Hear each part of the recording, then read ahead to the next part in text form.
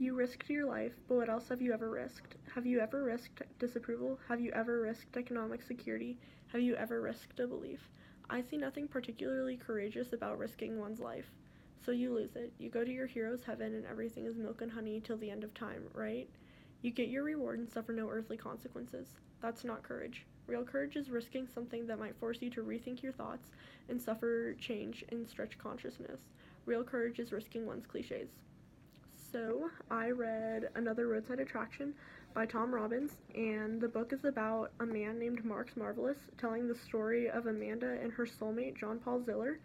The couple was actually married within hours of meeting each other, joined in matrimony by people from their former circus. So the couple starts a really unorthodox zoo and hot dog stand, and then stole the corpse of Jesus Christ from the Vatican, and John Paul is assumed dead. But before that, when they're all kind of undecided and don't know what to do with the corpse, and they realize that the government is following them and trying to find them, John Paul and Plucky Purcell, another one of the characters, run off with the corpse, leaving Amanda and Marx to wonder where they went. Days later, Marx and Amanda learn that Plucky was killed while helping John Paul board an experimental balloon that was bound for Earth's upper atmosphere. John Paul is presumed dead. The corpse is destroyed, and they were both disintegrated by solar radiation. Marx concludes the story by suggesting that the reader consider Amanda as a messianic replacement for Jesus.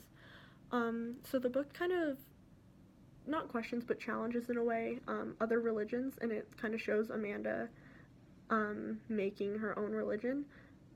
So this is Tom Robbins' first novel, and it kind of epitomizes and embodies the declination of religious devotion, especially Catholicism, in America during the 1960s. The kind of reader that I think would really enjoy this book is someone that's like really into adventures and things that aren't supposed to follow a timeline in a book. The book kind of doesn't jump around, but it has a lot of different things that can be going on at once. And you kind of have to follow it closely, but if you're willing to take the time to read it and really understand the book for what it is, then it's a really good read. So I did not totally enjoy some of like the ideas in the book. Like it all made sense and it all came together, but I didn't like totally like some of the different ideas that it had. The way that the book followed the plot line was really weird to me. It wasn't super systematic. It kind of like bounced around in different ways.